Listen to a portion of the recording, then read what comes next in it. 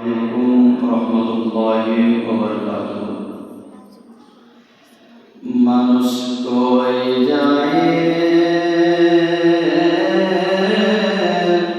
দুনিয়া ছাড়িয়া, মসজিদের ওই পালকি আয়না দোলাদ সাজায়া তারে জনম লাগিয়া। মানুষ কই যায় দুনিয়া ছাড়িয়া, মসজিদের ওই পালকি আয়না দোলাদ সাজায়া তারে জনম লাগিয়া।